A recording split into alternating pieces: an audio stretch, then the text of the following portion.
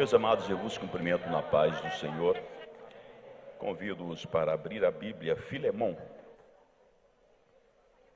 Carta de Paulo a Filemão, do versículo de número 8 ao versículo de número 17.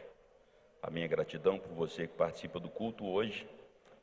Obrigado por ter escolhido esse templo para cultuar. É sempre bem-vindo. Nossos cultos são realizados na terça, na quinta, sábados, domingo de manhã temos a escola bíblica dominical e à noite um grandioso culto. Você é sempre bem-vindo em qualquer um desses cultos e haverá um lugar especial para você nesse templo. Deus abençoe aos internautas que sempre cultuam conosco. A nossa gratidão pela sua presença, mesmo à distante, mas online sempre presente. Queria uma vez mais, já tenho falado sobre o assunto várias vezes e gostaria, a título de informação, reafirmar que nós estamos sendo monitorados 24 horas, em todos os sentidos. É volume de som, é as imagens que são publicadas e temos responsabilidade com as imagens que aqui publicamos. Tem avisos nas portas e janelas dizendo que os que entram aqui estão sujeitos a sua imagem ser usada e só entra se está dando a permissão. Mas isso está relacionado à responsabilidade da igreja local, nosso templo. Quem nos visita, tendo parente evangélico ou não, ou pessoas que não são evangélicas que vêm e por curiosidade quer fazer um vídeo, quer gravar um áudio, quer tirar uma foto, limite-se a fazer isso do seu parente que te deu autorização, ou gravar o áudio dele. Há uma lei chamada LGPD, Lei Geral de Proteção de Dados, tem um advogado ali, o irmão do Carmo, que sabe disso. Imagem e voz, áudio, é meu, é seu, e ninguém tem direito de usá-lo. Talvez a gente seja até incompreendido quando fala sobre o assunto, mas não é um assunto relacionado à igreja. Não é um capricho pessoal do pastor ali, nem uma exigência da Igreja Evangélica Assembleia de Deus. É uma lei que tem que ser obedecida. Se vocês observarem, de vez em quando tem alguém aqui pelo pátio, verificando como é que está o volume de som. Eles não pedem permissão, eles não avisam que dia vem. Poucos dias atrás apareceu um carro, estacionou por ali e fez isso em várias igrejas do estado. Ninguém sabe quais os dados eles querem coletar.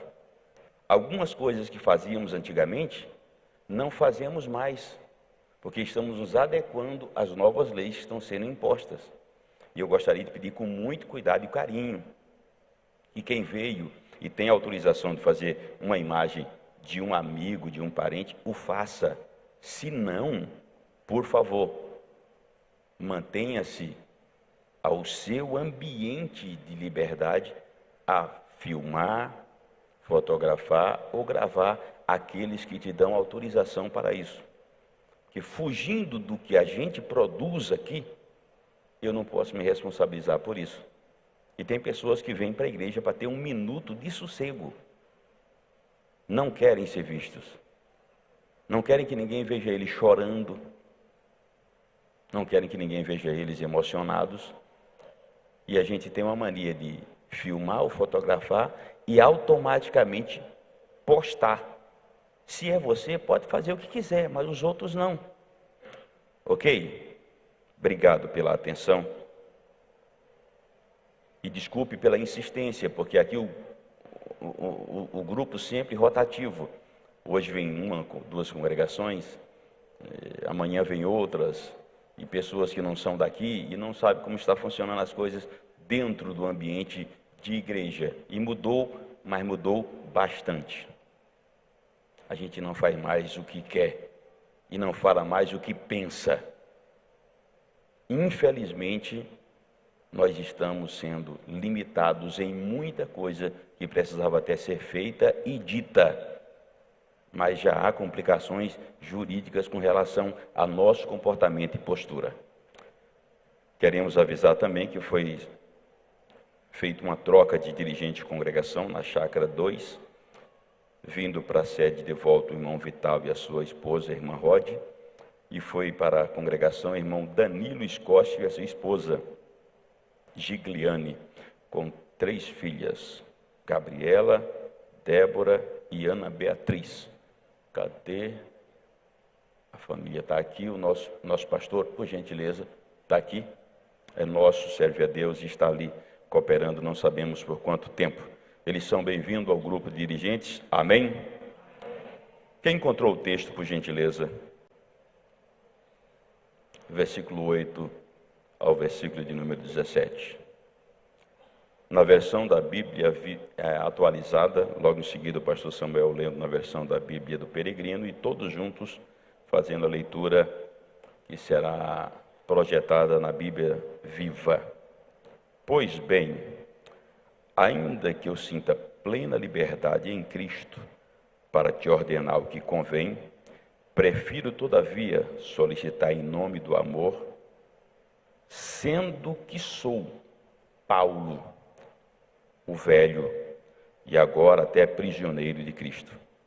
Sim, solicito-te em favor do meu filho Onésimo.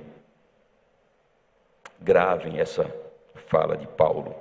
Meu filho Onésimo, meu filho, que gerei entre algemas. Ele antes te foi inútil, atualmente, porém, é útil a ti e a mim. Eu te envio de volta em pessoa, quero dizer, o meu próprio coração. Eu queria conservá-lo comigo mesmo, para que, em teu lugar, me servir nas algemas e carrego por causa do Evangelho. Nada, porém, quis fazer sem o teu consentimento, para que a tua bondade não venha a ser como por obrigação, mas de livre vontade. Pois acredito que ele veio a ser afastado de ti temporariamente, a fim de que o recebas para sempre. Gravem essa palavra também, a fim de que o recebas para sempre.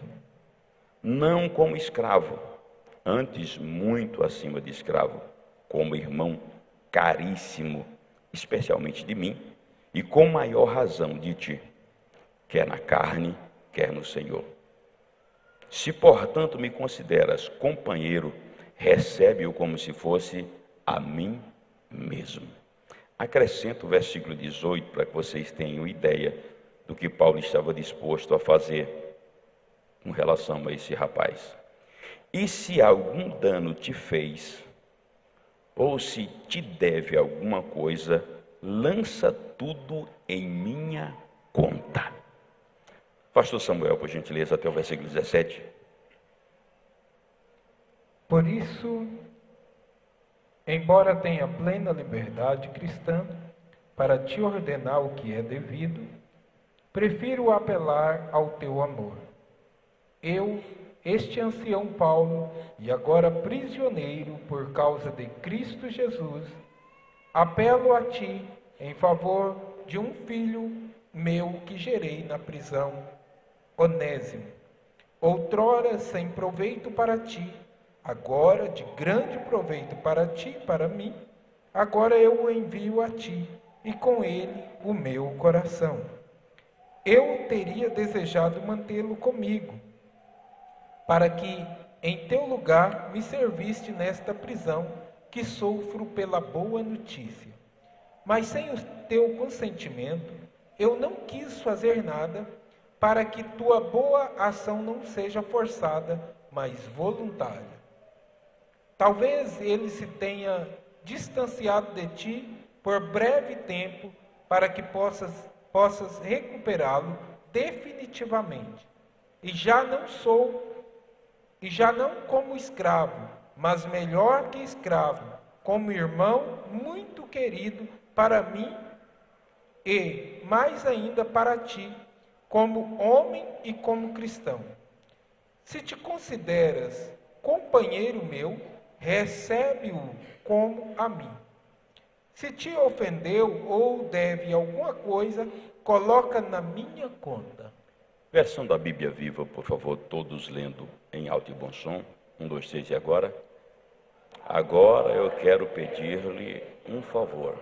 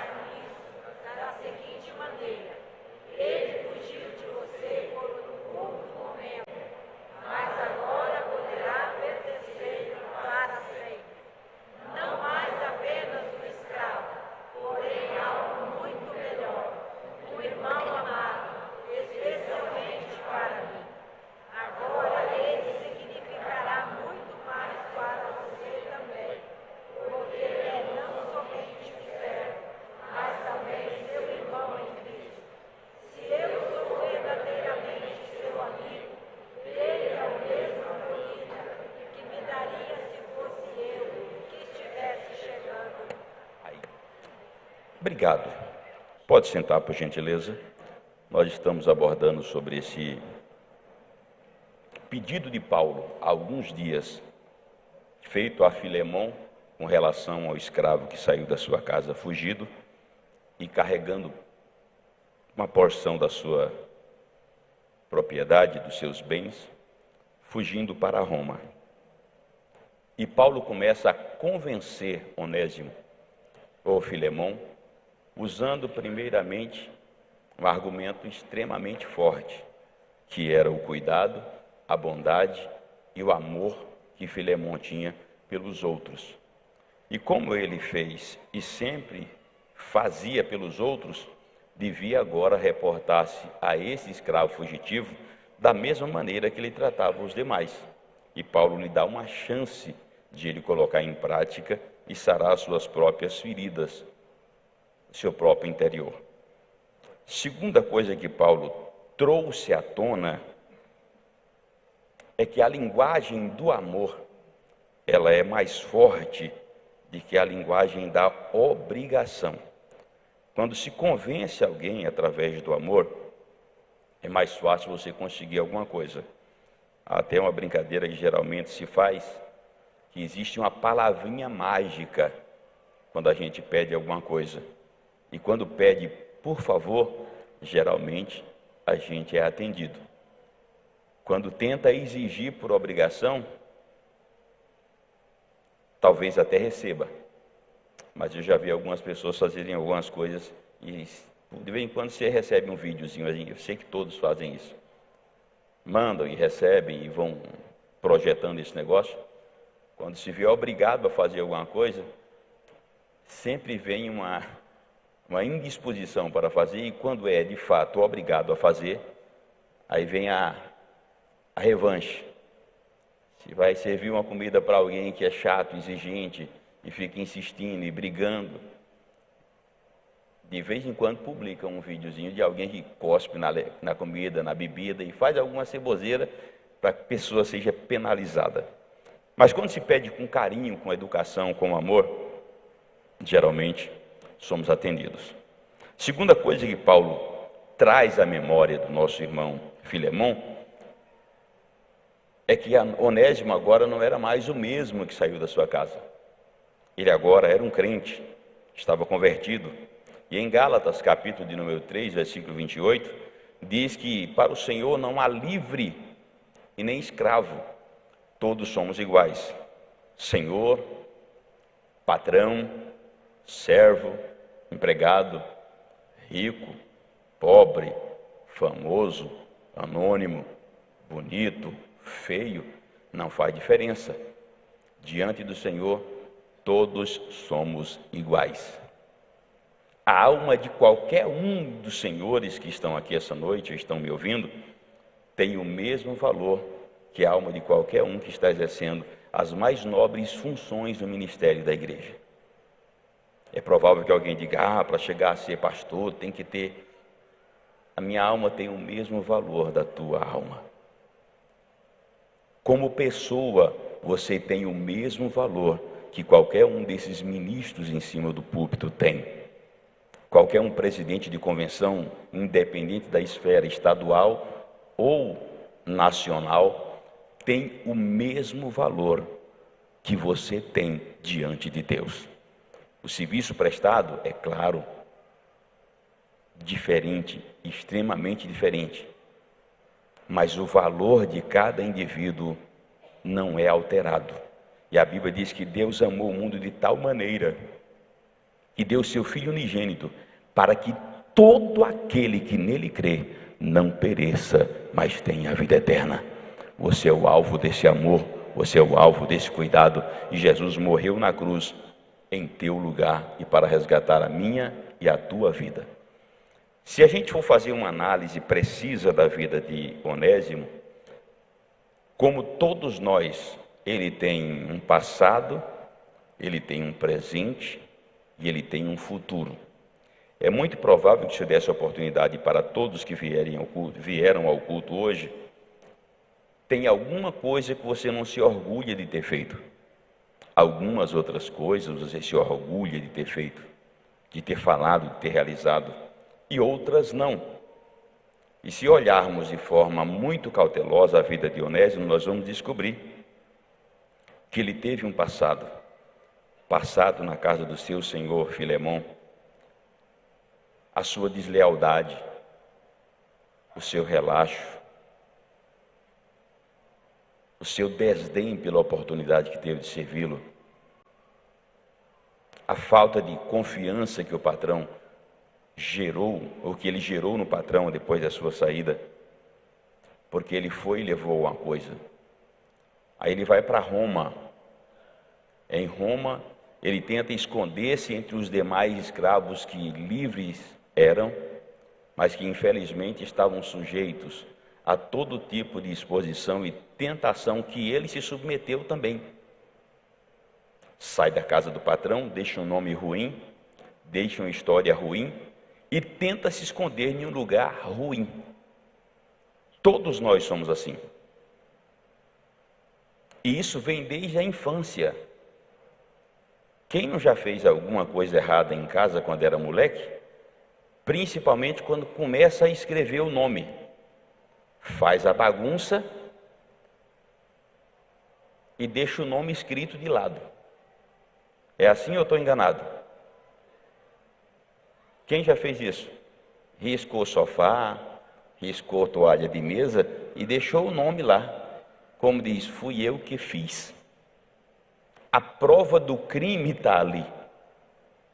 E esse rapaz terminou saindo da casa de escravidão, vai para Roma para tentar se misturar, se mesclar com os outros que ali estavam, exposto a todo tipo de tentação que qualquer indivíduo fora da presença do seu Senhor, fora da presença de Cristo está.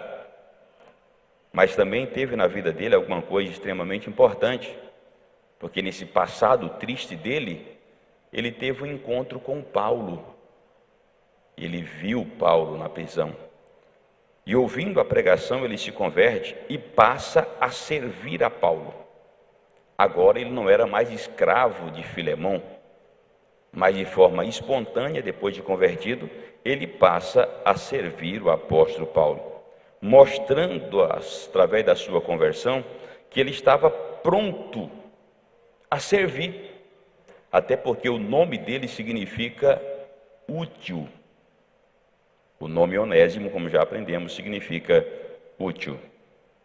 E agora ele tem a oportunidade de, reconhecendo o seu papel de alguém útil para servir, ele retorna para a casa do seu Senhor, para desfazer ou desconstruir toda aquela visão ruim que ele havia construído no passado e fazer uma nova história.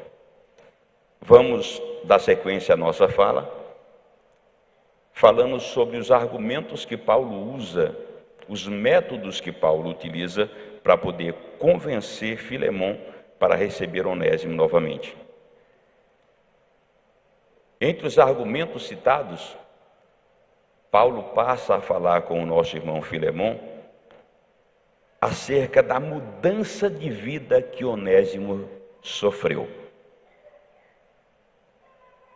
Aquilo que veio a transformá-lo em alguém que outrora era inútil, fazendo-o uma pessoa útil. A Bíblia diz que aqueles que estão em Cristo, nova criatura é. As coisas velhas já passaram, tudo se fez novo.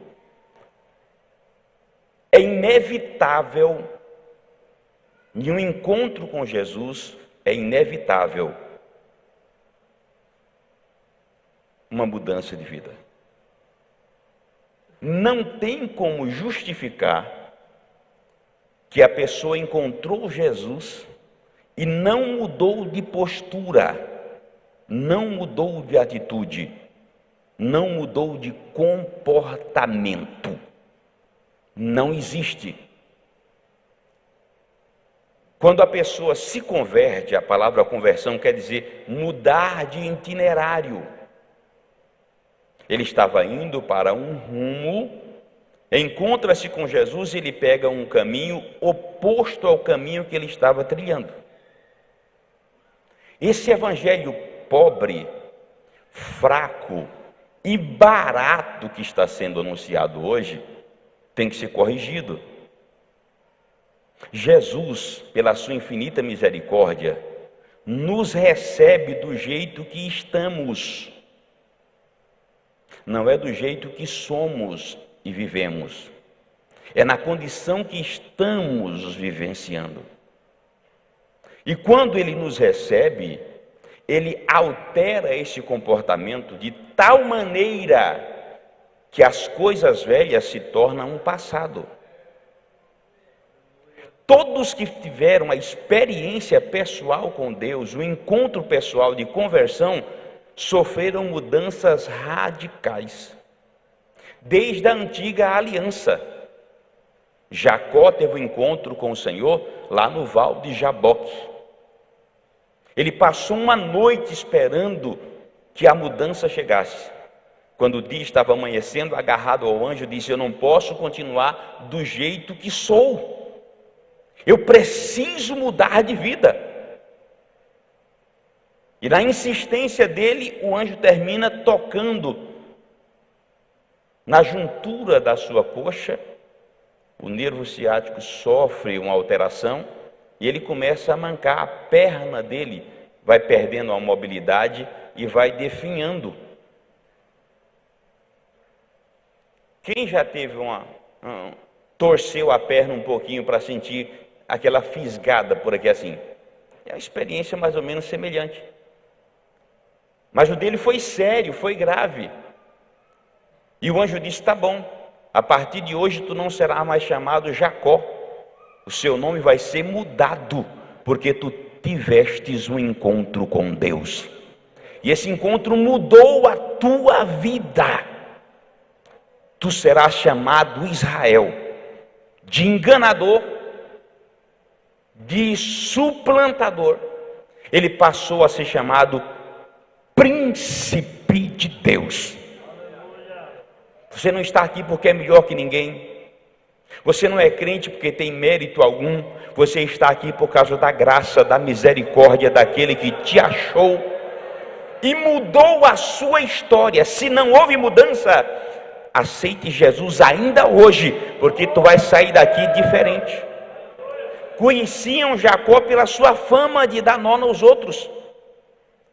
E o encontro dele foi tão maravilhoso que quando ele saiu, de longe a família olhava e dizia: a roupa é de Jacó, a cara é de Jacó, cabelo de Jacó, mas o caminhar não é mais de Jacó. Veja que coisa maravilhosa. Tem a mesma roupa, tem a mesma cara, tem o mesmo cabelo, mas agora anda diferente. Se você teve um encontro com Jesus, se Jesus já fez algo na sua vida, levante a mão e glorifique a Deus, porque as coisas mudaram. E Filemão precisava saber disso. Um exemplo do Novo Testamento: um indivíduo chamado Zaqueu. Zaqueu queria ver Jesus, mas a fama de Zaqueu era terrível, a tal ponto de ele saber da sua incapacidade de ter um encontro com o mestre. Ele disse: eu vou subir numa árvore e ficar vendo, quando ele passar, só quero contemplá-lo. Jesus chegou lá e disse: Zaqueu, desce daí, não perde tempo não, deixa de besteira, hoje eu vou pousar na tua casa, Zaqueu, eu vou mudar a sua história. Na hora Zaqueu disse: Senhor, se eu roubei alguma coisa, eu vou devolver 4 vezes mais, vou dar o que tenho aos pobres. Aí Jesus diz: hoje veio salvação a essa casa. Enquanto os outros lá fora estavam murmurando: senta-se com publicano, com pecador, com quem não vale nada, Zaqueu lá dentro estava dizendo: eu era assim até o momento que eu encontrei com Jesus. Depois do meu encontro, a minha vida foi transformada. E Jesus disse: esse também é filho de Abraão, pois o Filho do Homem veio buscar e salvar o que se havia perdido. Você já teve um encontro com Jesus? Já teve um encontro com Jesus? Já teve um encontro com Jesus? Já teve... Agora, Paulo diz: Filemão, ele é uma outra pessoa. Ele teve um encontro com Jesus. Cá com meus botões de baiano, eu fico pensando: a pessoa faz de tudo que pensa e dá na teia lá fora, vem para a igreja e quer continuar do mesmo jeito, não quer mudar nada, não quer abrir mão de nada, não quer renunciar a nada, não quer abdicar de nada. Não, agora é que eu tenho liberdade, porque eu estou em Jesus, eu posso fazer o que eu quiser. Meu irmão, esquece. Jesus diz: quem quiser vir após mim, negue-se a si mesmo, pegue a cruz, coloque nas costas e me acompanhe. Não dá para aceitar Jesus e continuar promíscuo, não dá para aceitar Jesus e continuar embebedando-se, não dá para aceitar Jesus e continuar roubando, não dá para aceitar Jesus e continuar mentindo, não dá para aceitar Jesus e continuar enganando. Você nunca aceitou Jesus, mas na hora que você tiver um encontro verdadeiro, as coisas irão mudar. Mamacandarabasúria. E tem coisas que são praticamente impossíveis para nossa mente assimilar. Conheço um rapaz que a mãe dele estava saindo da igreja, do culto, e junto com ela estava um pastor, e o filho na gandaia, tomando pinga que virava um veneno. Ela disse: eu sei que um dia Deus vai trazer meu filho para a igreja, e ele vai ser um instrumento, vai ser um obreiro. O pastor olhou para ele e disse: jamais. Esse daí não, irmão. Esse daí não tem jeito. Com uma vida dessa, pode esquecer. Ela diz: eu creio que o meu Deus vai fazer algo na vida dele.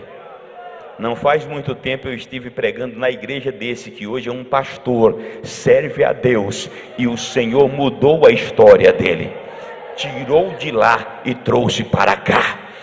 Como muitos que estão me ouvindo aqui essa noite e ainda ouvirão essa mensagem, não eram nada, nada valia, era desprezado, era discriminado, era rejeitado, mas o Senhor te encontrou lá do jeito que você estava, trouxe para cá, deu um banho de graça, de misericórdia, batizou com o Espírito Santo e colocou-o sentado no lugar dos príncipes de Deus.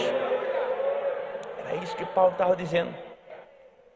Filemão, esse camarada não valia nada mesmo não.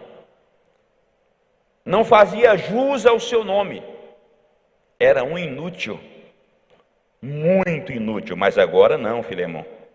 Agora esse escravo é útil não somente a mim, mas sem dúvida vai ser útil a ti, muito útil a você também.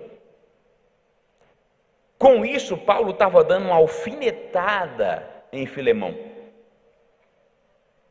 porque o nome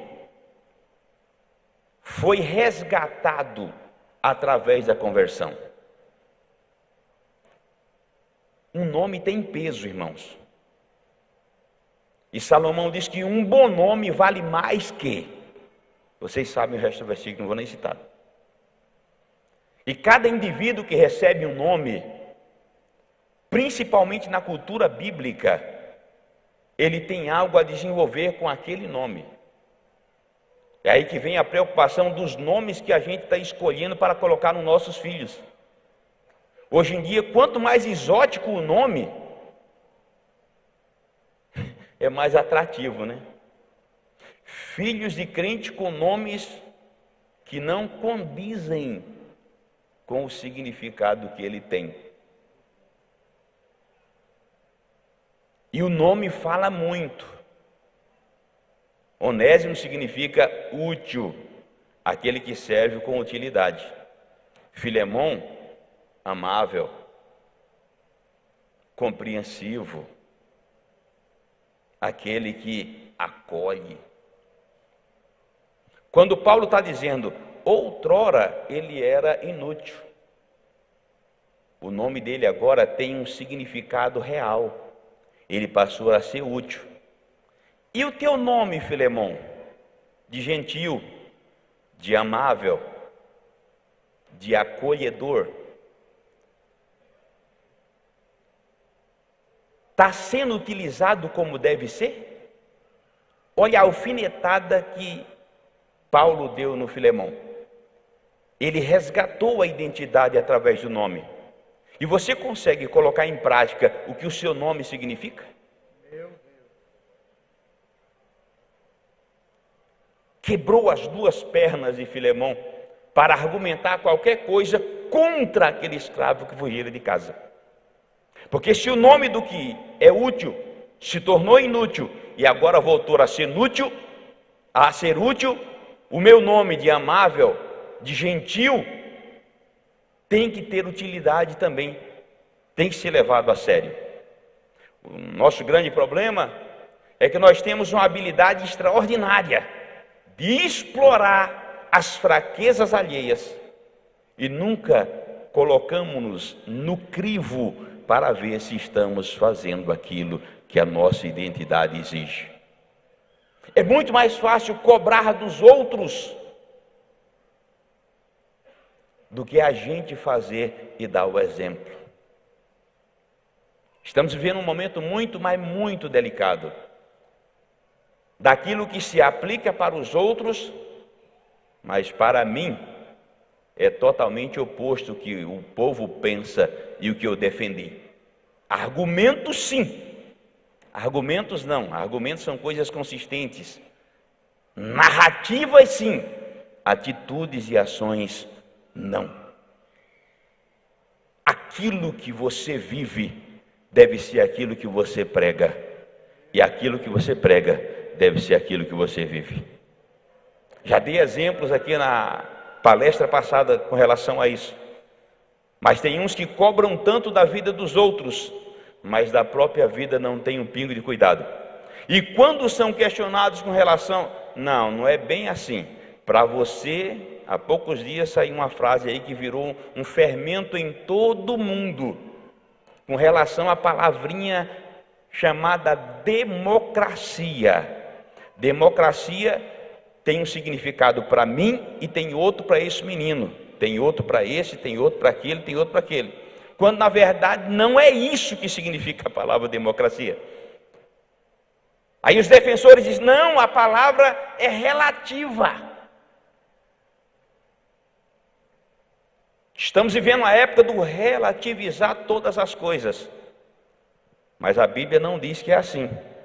Jesus disse, a vossa palavra, o sim tem que ser sim, o não tem que ser não. O que passa disso é de procedência maligna. Se é crente aqui dentro, se é transformado aqui dentro, é crente lá fora, é transformado lá fora. Se é santo aqui dentro, se é purificado aqui dentro, é santo lá fora, é transformado lá fora. Se aqui dentro é adorador, lá na universidade também é adorador, lá na empresa é adorador, porque não pode ter duas personalidades, e Jesus te chamou para fazer a diferença. Quem foi resgatado pelo poder do sangue de Jesus, levante a mão para adorar ao Senhor nosso Deus.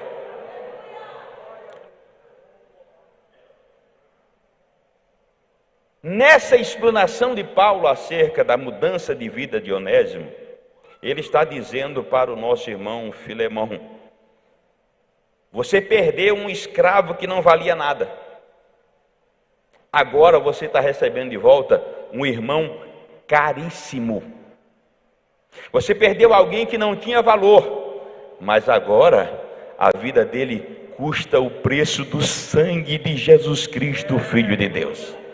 E a Bíblia diz que todos os bens do mundo não são capazes de pagar o resgate de um irmão.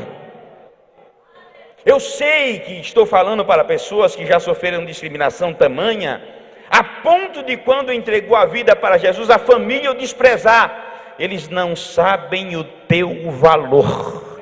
E talvez você esteja remoendo aí por dentro com amargura na alma, mas hoje eu quero profetizar sobre a tua vida. A tua alma vale mais que todos os tesouros que há na terra. A tua vida tem valor, tem sentido, tem significado. Você não está abandonado, perdido, jogado ao léu. Você tem um Senhor que te ama e morreu na cruz em teu lugar. Quero te dar pelo menos 30 segundos para glorificar a Deus. Se você entende que a tua vida está nas mãos de Cristo e você tem valor para Ele, você tem valor para Ele, você tem valor para Ele, e o teu valor é tão grande que Ele morreu em teu lugar. Você tinha alguém que não sabia o valor do perdão, mas agora sabe o valor do perdão, porque ele foi encontrado pelo perdão. Você tinha alguém que não era honesto, mas agora volta para ti um homem honrado, um homem honesto. Você tinha em casa alguém que você não queria recebê-lo mais de jeito nenhum, porque é um escravo, um instrumento, uma ferramenta, um objeto qualquer, e foi embora. Mas eu estou devolvendo para você um irmão comprado pelo sangue de Jesus Cristo. Isso vale pelo menos um amém, né? Que coisa linda. E vamos dar sequência aqui, que o nosso tempo está indo embora. Para que Paulo convencesse ainda mais Filemão a mudar de ideia, ele lança a mão da presciência divina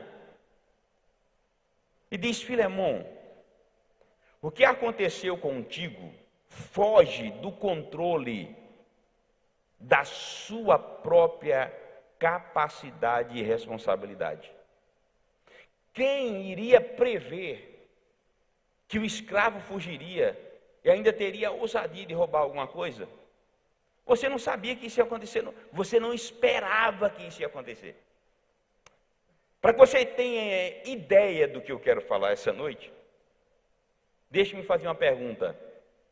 Alguém já sofreu decepção com alguma pessoa a ponto de dizer: eu nunca imaginei que isso iria acontecer? Quem já passou por esse tipo de experiência aí, por favor, diga misericórdia. Mas eu não esperava isso. Eu esperava de qualquer outro, mas dessa pessoa aqui, não. Meu Deus, o mundo caiu, o castelo desmoronou. Não dá para aceitar. Isso não. Dessa pessoa aqui não. Foge do nosso controle. Mas a presciência divina não deixa passar nada sem ele perceber. Vou repetir. O Deus que eu vim adorar, que você veio adorar e você serve, nada passa despercebido aos olhos dele. Antes, como diz o escritor aos Hebreus, todas as coisas estão nuas e patentes diante dos olhos daquele com quem nós havemos de prestar conta. Ele vê tudo. Sabe aqueles irmãozinhos que fazem uma oração e de vez em quando argumenta com a gente? Pastor, parece que Deus não está respondendo, Deus não está ouvindo a minha oração. Às vezes você até já falou isso. Não, Deus não me ouve, Deus não está ouvindo esse negócio. E tem uns que são tão tontos da cabeça de, a oração do irmão aí é tão hipócrita que Deus não ouve. Pelo contrário, Deus ouve. Deus não é surdo. Isaías diz que os ouvidos do Senhor não estão agravados para que não possa ouvir. Tudo que você fala, vou mais profundo. Tudo que você pensa, a presciência de Deus sabe. Tudo que você maquina na tua cabecinha, Deus sabe. Não precisa nem falar. Quanto mais falar, Ele ouve, Ele escuta, mas Ele não responde, não leva em consideração. Ele ignora. Eu, quando era novo convertido, todo novo convertido é meio doido. E encontra uns outros mais doidos ainda, mais sem noção. Diz, não, tem que matar a carne para o pecado mesmo, tem que cegar os olhos. Eu já orei, Jesus, cega meus olhos para não ver o pecado. Imagina se Deus não tivesse deixado cego. Eu tenho miopia hoje, tenho uma raiva terrível de ser míope. Queria viver bacaninha sem usar óculos. Problema de visão é terrível. Imagina se Deus, não, o cara quer ficar cego, meu filho, fique cego. Imagina, que Deus seria esse? Ele filtra as coisas. E a Bíblia diz que todas as coisas contribuem para o bem daqueles que amam a Deus.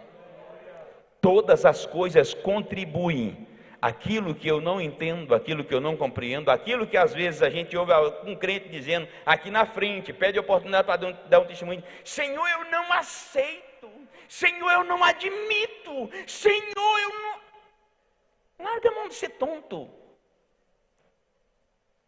Não depende de você aceitar ou não, de você admitir ou não, de você querer ou não. O que está em jogo aqui é a grandeza do Deus que conhece as tuas necessidades. Jesus, ouvindo argumentos de algumas pessoas que estavam discutindo lá com relação a futuro, Jesus disse, fica quieto, larga a mão de ser tonto, não discuta sobre assuntos que vocês não têm domínio. Qual é o pai que quando o filho pede um ovo, ele dá um escorpião? Pede um pão, ele dá uma pedra? Pede um peixe, ele dá uma serpente? Nenhum pai faz isso. Se o vosso pai terreno sabe dar boas coisas aos filhos, muito mais o vosso Pai Celestial suprirá as suas necessidades. Quem acredita, levante a mão. O Pai Celestial supre as suas necessidades. A presciência divina sabe as suas necessidades.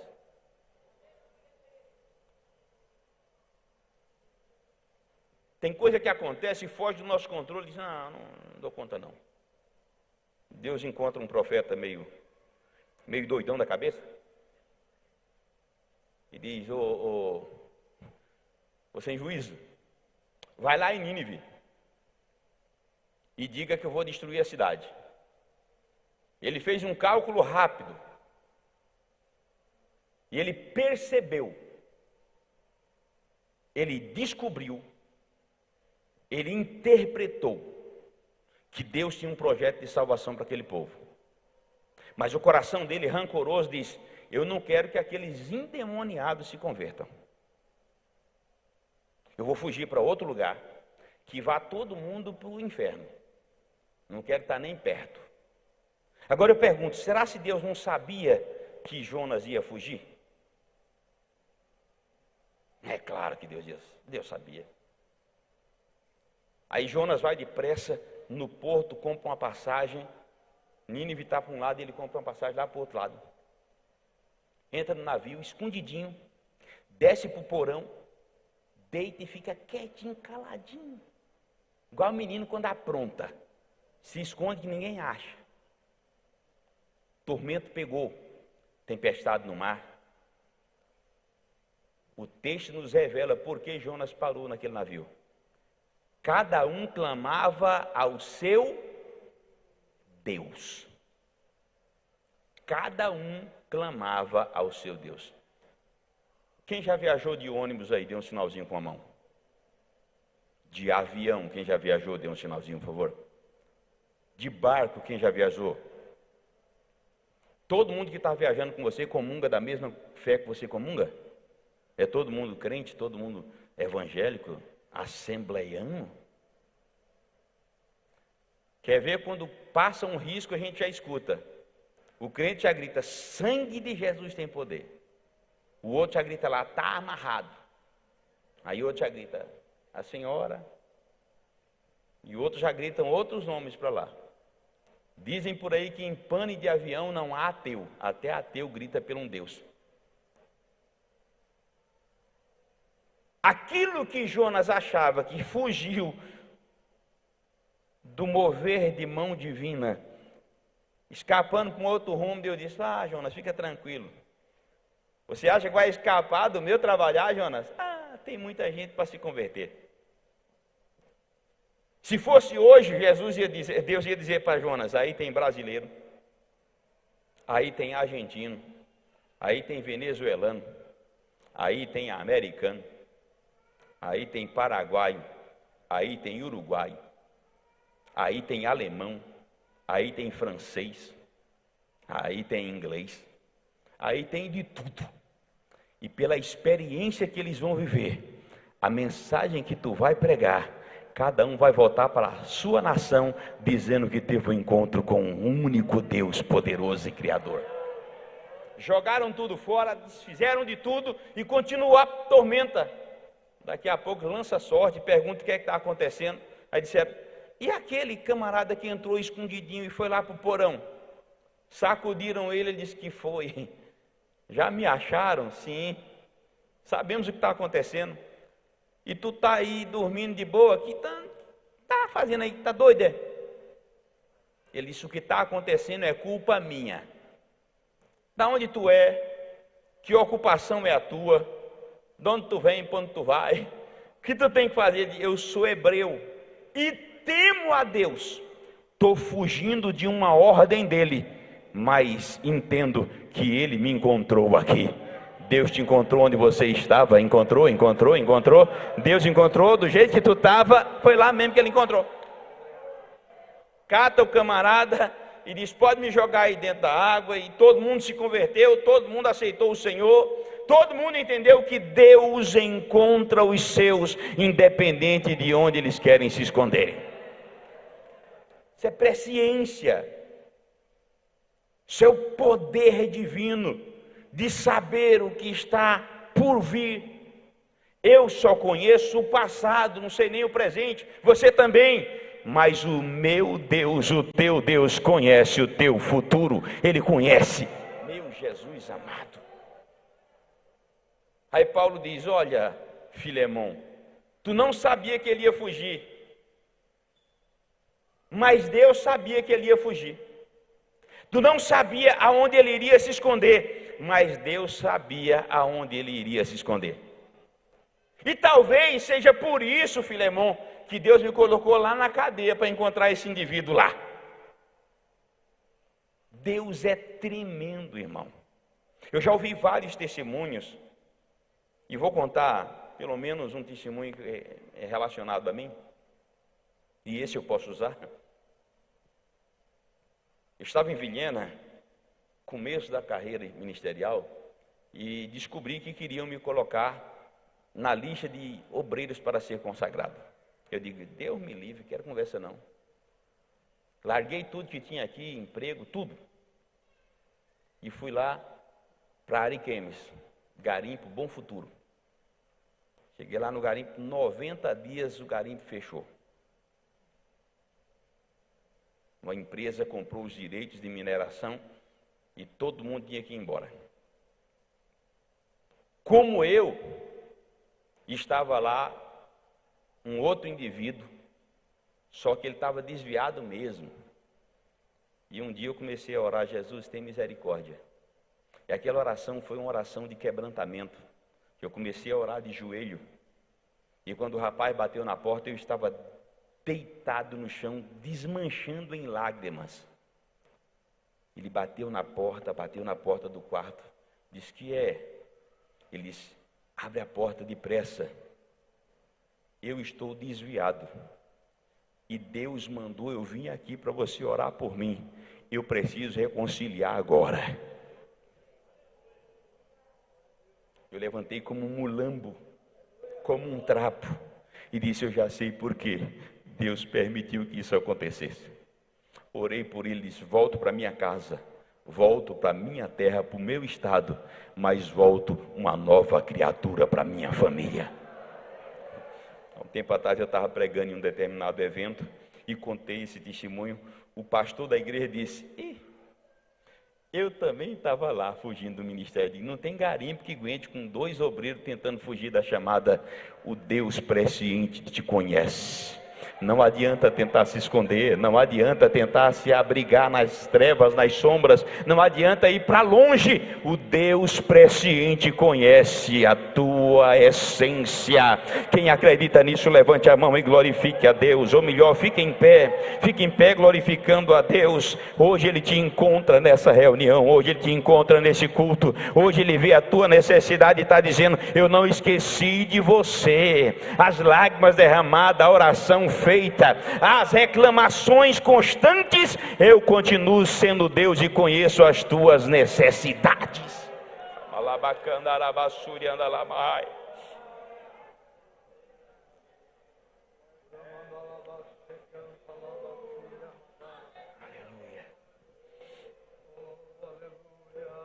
Filemon, ele fugiu daí. Tu não sabia que ele ia fugir.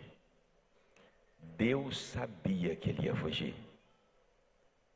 Deus o encontrou no meio de uma multidão em Roma e colocou na cela de prisão que eu estava, para devolvê-lo transformado para você. O que você não previa, Deus já estava lá na frente, com um plano forjado para trazê-lo de volta. Filemon, você perdeu ele por um curto espaço de tempo, mas Deus está te devolvendo ele para sempre. O Espírito Santo está me dizendo que tem mães orando pelos filhos, achando que eles estão perdidos. Deixa eu liberar uma palavra profética. Deus já está atalhando lá na frente com um projeto de salvação, dizendo: ele vai voltar para a minha casa. Entrega ele nas minhas mãos. Shemakandalabassúria, Urimanda Cabiase.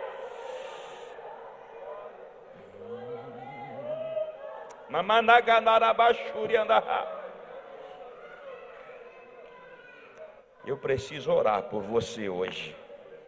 Eu ia encerrar o culto sem fazer isso, mas eu preciso orar por você que já se angustiou demais, amargurou demais a sua alma, achando que as tuas orações não estão tendo resposta e que os teus estão perdidos, que o teu futuro é tenebroso e incerto. Olha o que o Espírito Santo assentou no meu coração. O Deus presciente conhece a sua história e Ele já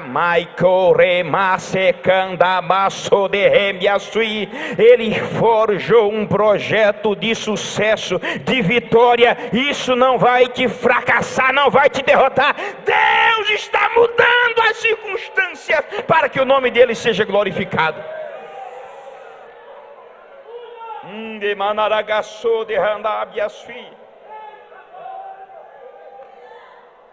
Incline a sua cabeça e feche os seus olhos.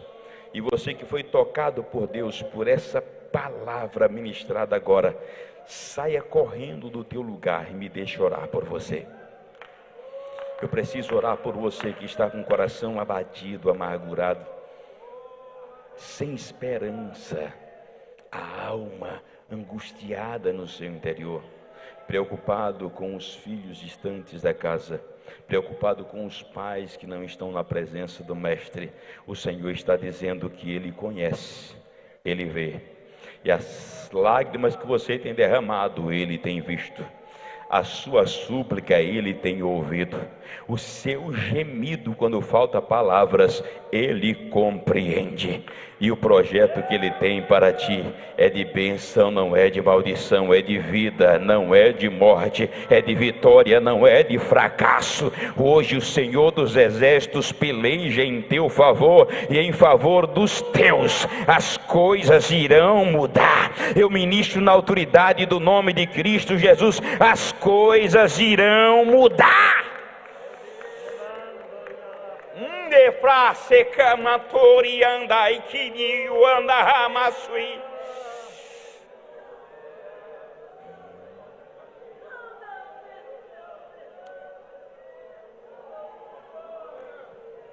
Para que você saiba que Deus te responde, já teve gente que profetizou a tua derrota, o teu fracasso, e isso tem te magoado demais. Mas hoje o Senhor quebra essa maldição, lança por terra esse mal e vai te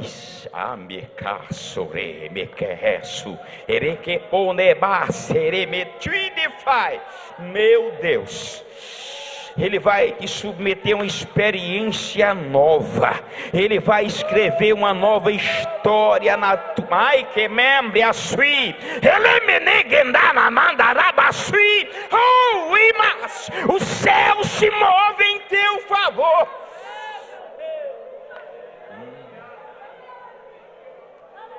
Para que tu entendas o que Deus está fazendo, Ele vai fazer que nem fez com o profeta Isaías. Vai lá e diga que ele vai morrer, mas antes de sair do palácio recebe outra mensagem. Vai lá e diga que eu estou dando mais 15 anos, eu estou dando uma nova chance. Essa noite o Senhor está dizendo: eu estou dando uma nova chance, eu estou dando uma nova chance, eu estou dando uma nova chance, eu estou dando uma nova chance, eu estou dando uma nova oportunidade, eu estou dando uma nova oportunidade. Se você acredita, sai correndo do teu lugar e vem aqui à frente. Deus está te dando uma nova oportunidade. As coisas irão mudar.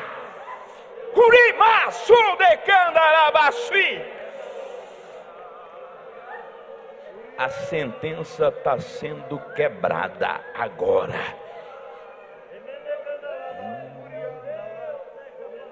De todas as provas que eu já passei, é tão difícil, Senhor, a gente às vezes ouvir acusações do vil tentador.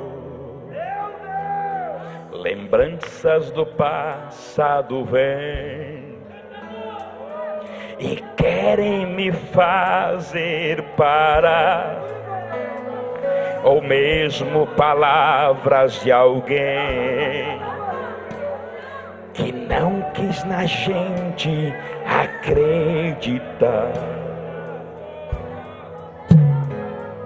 E quase parando, sem força e vigor, a gente lê a palavra e encontra bastante poder para seguir e continuar a jornada, e ver que o passado ficou para trás, pois Cristo na cruz tudo já venceu, e saber que dele não lembra mais. Eu canto pra glória, oh aleluia. Nenhuma condenação há para quem está em ti, Jesus, cujas vidas coberta está pelo sangue que verteu na cruz. É certo que provas virão, investidas do vil tentador, mas nenhuma condenação há para quem está em ti, querido Senhor. Os obreiros vêm um pouco mais à frente. Estende as mãos para ministrar sobre vidas que serão mudadas a partir de hoje. A presciência de Deus te revela que uma história de bênção, de sucesso, de vitória, um quebrantamento, um alívio. Oh meu Deus! Alamanda candara e omanda shoulder. Remanda lavachai. Cujas vidas cobertas estão pelo sangue que verteu na cruz. É certo que provas virão, investidas do vil tentado, mas nenhuma condenação há para quem, meu querido Deus. A igreja estenda as mãos aqui à frente, por gentileza. Todos com as mãos erguidas aos céus, clamando pela misericórdia de Deus. Aquilo que fugiu do controle, aquilo que fugiu da esfera da tua capacidade, Deus te manda dizer: não fugiu do controle dele. Ele sabe o teu futuro, ele conhece a tua vida.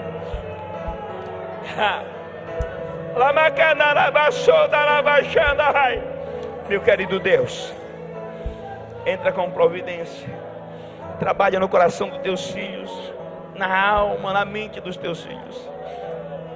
Ministra, Senhor, no interior dos teus filhos, tirando o peso, tirando a amargura, tirando a tristeza, tirando o ressentimento. Dá uma nova oportunidade para que possa te servir em espírito e em verdade. Usa o Senhor como instrumento de bênção. Quebra, Senhor, todas as setas, todos os dardos. Desfaz todas as cadeias e algemas no poder do nome de Cristo Jesus. E dá aos teus filhos liberdade para se derramar na tua presença, para te adorar na beleza da tua santidade.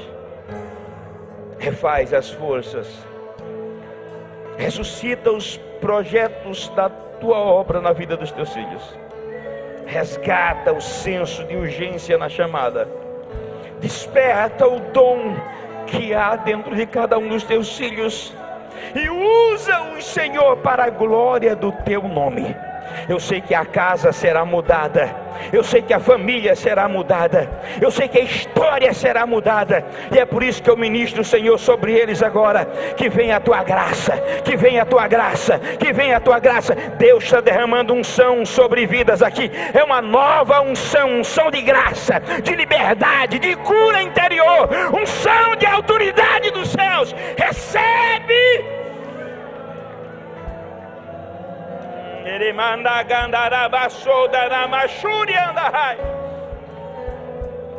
Pai, te agradeço por ter falado conosco de forma tão poderosa, ter mexido a nossa estrutura interior para entender a nossa fragilidade e a tua grandeza e soberania.